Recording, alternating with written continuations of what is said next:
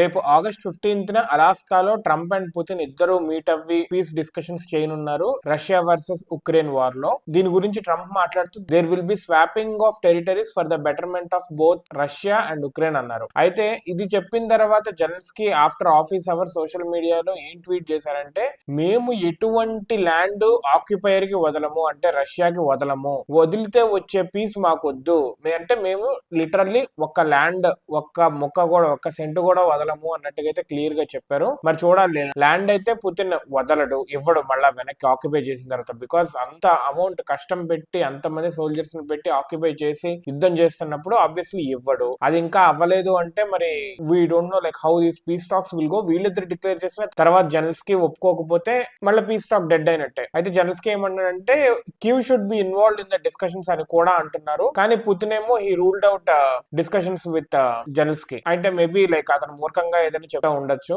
Maybe that is one of the reasons Putin ఇంకా peace talks వీళ్ళతో waste అని చెప్పి ఆక్యుపై చేసుకుంటూ వెళ్ళిపోతున్నారు. అక్కడ దాకా కివ్ దాకా వెళ్ళిపోతే కొద్దిగా లైక్ మేజర్ పార్ట్స్ ఎక్కడైతే టోటల్ గ్రిప్ ఉందో అక్కడ దాకా వస్తుంది అని చెప్పి అనుకుంటున్నాను. జెలెన్స్కీ ఇలా మాట్లాడిన తర్వాత మరి మిగతా యూరోపియన్ నేషన్స్ కానీ యుఎస్ కానీ మళ్ళీ ఏమంటారో చూడాలి. రేపు ఆగస్ట్ 15 అయితే Putin and Trump meeting in అలాస్కాలో అవ్వబోతుంది. మేబీ వీళ్ళ కివ్ వాళ్ళని పిలుస్తారో లేకపోతే కాన్ఫరెన్స్ లో ఏమైనా తీసుకుంటారేమో చూడాలి. Hopefully this should be an end of the war.